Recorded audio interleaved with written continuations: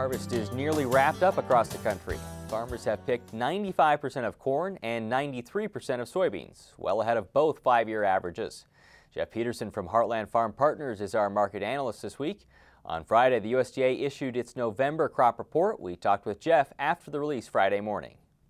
Let's take a look at the USDA numbers here. Corn production up slightly from October. It's going to be the lowest production in the U.S. since 2006 on the bean side, and that's really where it got hit today. Production is up 4%. Yields are up a bushel and a half per acre. Is there anything today, any news today that changes the status quo from what it was? Yeah, I think if we were to take a look at what's going on out there, Jeff, I think the bean report does. Bringing the yield up 1.5 bushels, what I think that does on soybeans is it gets everybody saying, you know, we know we're going to have a lot of demand, but as a result of having that extra supply, we probably have got enough beans. We're just going to have to get those beans moved. As I mentioned, beans fell hard today, or at least they're falling hard this morning.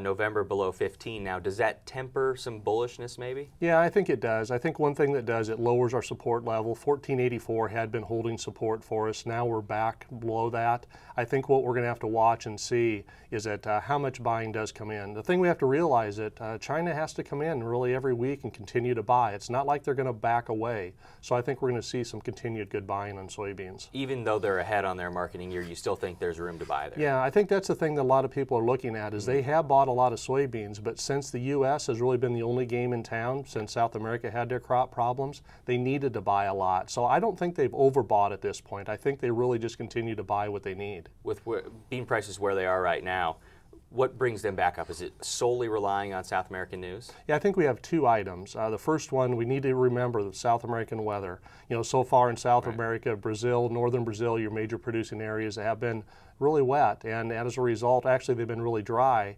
And as a result of that, the southern part's been really wet, so their production is getting a little messed up. They may not have the amount of beans that is needed early in the year. That may take a little bit longer in the season than some would like. On the corn side, it seems like corn is pretty much staked to the ground where it is. There's no major movement one way or the other. Do you see any news that, or what could, I guess, shift it one way or the other? A couple things we've been watching. Exports have been really quiet there. I mean, our ethanol demand's been about where we need it to be.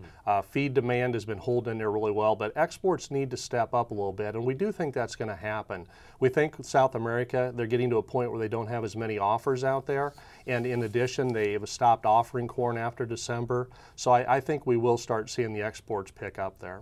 USDA today forecasted a projected rise in corn imports for the U.S., 25 million bushels. Is that something you think could be realized? I don't think it will be. I know there's a lot of people talking about it, but a good example is there is a feed buying group in the East Coast that purchased some corn earlier this year, and actually they didn't take shipment of all that. They actually resold some of that. I think one other item we need to think about is that there was not any acre changes in this report.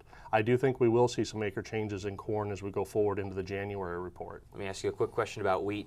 What is it tied to? Does it lead corn? Does it lead the three commodities? Right. Is it, led by corn? What's the relationship there? Yeah, right now, actually what's happening, I think wheat's moving into more of a leadership role in this. I don't think it's going to be able to move up out of here on its own, but it definitely is gaining strength, and probably a little bit more strength than what we've seen in the corn and bean market right now. And that goes forward how long? I think right now we're on the edge of starting to see the U.S. exports get more competitive. We had saw the Black Sea very competitive. We saw Europe competitive. Their prices are going much higher. So now we're stepping in. And I think between now and say like planting time, I think we'll see exports a lot stronger and wheat prices move some higher from here. Let's talk about selling strategies. Corn, with it being tied now, do you just wait? I think we do. Yeah, we do. For the old crop and the new crop, I would wait at this point. I still think we're going to see some better opportunities later. And on the soybean side?